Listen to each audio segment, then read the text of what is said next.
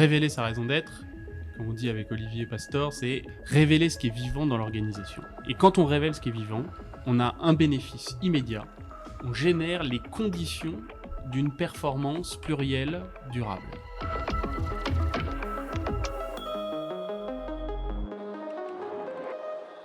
Bonjour et bienvenue dans ce deuxième épisode avec Martin Serralta. On parle d'organisation, d'entreprise. Pour ce deuxième épisode, nous sommes accompagnés de Alain Caz, qui est directeur des stratégies chez Pixelis. Martin, Alain, vous travaillez beaucoup sur la raison d'être des entreprises. Est-ce que du coup, vous pouvez nous en dire plus? Et avant toute chose, Martin, de quoi on parle concrètement? Alors, le concept de raison d'être des organisations, des entreprises, c'est un concept qui est effectivement très à la mode, notamment parce qu'il y a eu une évolution législative en France avec les sociétés à mission. Mais fondamentalement, en fait, à partir du moment où il y a une organisation ou un système, cette organisation a ce qu'on appelle une raison d'être. Je préfère le terme élan vital, avec notamment la philosophe Sophie Chassa qui l'utilise aussi, qui est un terme bergsonien du philosophe Henri Bergson pour dire, en fait, ce qui est au cœur d'une organisation, c'est ce qui la met en mouvement. Parce qu'une organisation, c'est un système vivant. Et donc, toute organisation, toute entreprise est mise en mouvement par une finalité, un élan. Et le terme d'élan vital, il est intéressant parce qu'il parle du mouvement. Il parle de ce déplacement, on se déplace dans le temps, et au service de quelque chose. Et la raison d'être de l'organisation, c'est simplement ça, c'est pourquoi on est là, pourquoi on se lève le matin, qu'est-ce qu'on fait ensemble. Très bien, très clair. En réaction à ce qui vient d'être dit, Alain, toi qui travailles au quotidien sur ces sujets dans ton métier, est-ce que tu peux nous dire comment est-ce qu'on travaille la raison d'être des entreprises? Déjà, avant d'être vraiment sur le comment, ce qui est intéressant, c'est que c'est souvent quelque chose qui est à l'initiative d'un codir ou d'un dirigeant, parce que son entreprise connaît des inflexions. Nouvel actionnaire, nouvelle orientation stratégique, nouveau codir. Donc il y a cette envie de remettre l'entreprise sur un mouvement, et remettre l'entreprise en mouvement, pas seulement, j'ai envie de dire, d'un point de vue de la direction, mais souvent avec les salariés. Donc ça, c'est déjà le terrain de jeu. Après, comment ça se passe? Il y a une partie qui est assez géniale, en fait, quand on fait ce travail-là. C'est une forme de... on va fouiller les archives. On va essayer de comprendre, en fait, qu'est-ce qui a fait qu'à l'origine, des gens se sont mis ensemble pour faire quelque chose. Et à l'intérieur de ce terrain de jeu, on va chercher un truc dont on se dit, en fait, ça, c'est spécifique à la boîte. C'est-à-dire qu'on en parlera certainement, mais se dire que la raison d'être de X est la même que Y, il y a un petit sujet. Donc on va chercher une espèce de spécificité, et souvent on la trouve dans l'histoire d'ailleurs. C'est hyper intéressant. Et puis après, qu'est-ce qu'on fait? On se dit, on va donner la parole soit aux salariés, soit aux dirigeants, pour leur demander pourquoi, à votre avis, votre entreprise existe. Donc on les fait bosser, on les fait émerger. Et puis après, qu'est-ce qu'on fait? On met ça en discussion, on met ça en tension, jusqu'à se dire, on arrive à une phrase. Raison d'être, c'est une phrase. Et moi, ce que j'aime bien dire, enfin, je pense qu'avec Martin, on est d'accord, c'est de se dire, cette phrase, elle n'est pas waouh. On n'est pas dans la prouesse publicitaire, on est dans la justesse. C'est-à-dire, quand on est, c'est ici que ça se passe. Et une fois qu'on a cette phrase, on peut dire, OK, on a fait notre travail.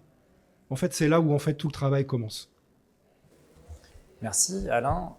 Martin, du coup, on comprend bien un peu les différentes étapes. Pour une entreprise, pour une organisation, à quoi ça sert de se doter d'une raison d'être?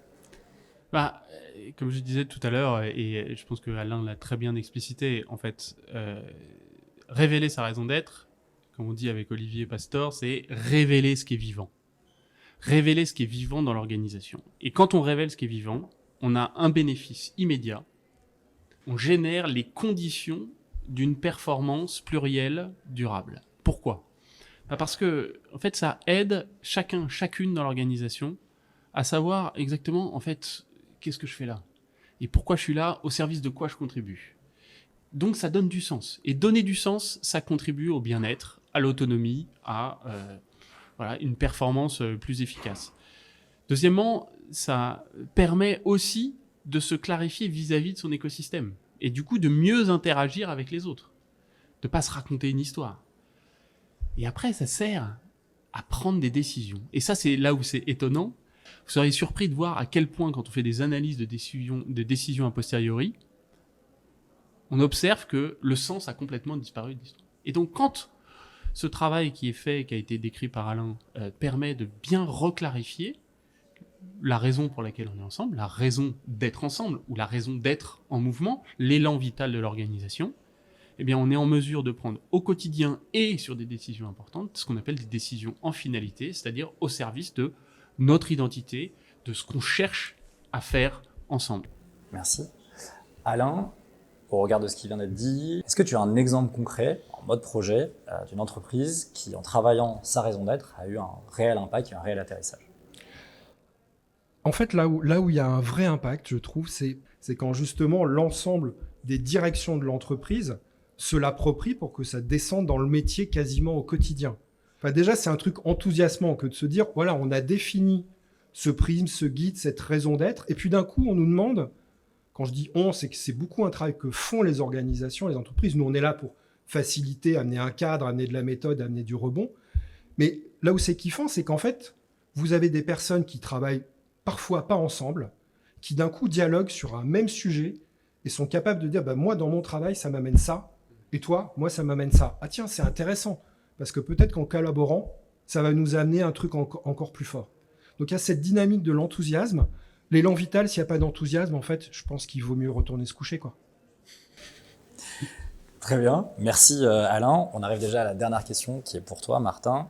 Travailler sa raison d'être, ce travail global que font beaucoup d'entreprises, beaucoup d'organisations, est-ce qu'on va doucement vers un changement de modèle? Alors, je pense pas que le travail sur la révélation de la raison d'être génère nécessairement un changement de modèle. Ou alors c'est un changement de modèle plus profond, c'est-à-dire que l'opportunité qui existe dans ce travail tel que vient de le décrire Alain, c'est d'aller vers plus d'alignement, plus de consonance, moins de dissonance cognitive. Autrement dit, être beaucoup plus clair pour l'ensemble des organisations et en particulier des entreprises sur voilà, qu'est-ce qui est vivant pour nous, et ce vers quoi on tend. Ce qui est très intéressant, c'est que le mouvement, c'est qu'il y a un mouvement d'exigence, de transparence, d'honest communication, qui fait que je pense que les entreprises n'auront pas le choix que de clarifier, quitte à dire bah, nous on est là que pour ça, sans forcément contribuer au commun, et à assumer ce choix. Mais ça ouvre une possibilité de transformation sur de l'alignement. Super. Si je peux me permettre de compléter, moi, il y a un truc que je trouve assez intéressant comme perspective, c'est que ça remet l'individu en tant qu'acteur de l'organisation. C'est-à-dire qu'à un moment donné, si tout le monde va dans le même sens, qu'est-ce que chacun amène, justement, en quoi chacun contribue à la hauteur de ses moyens, justement, à cette espèce de grande énergie.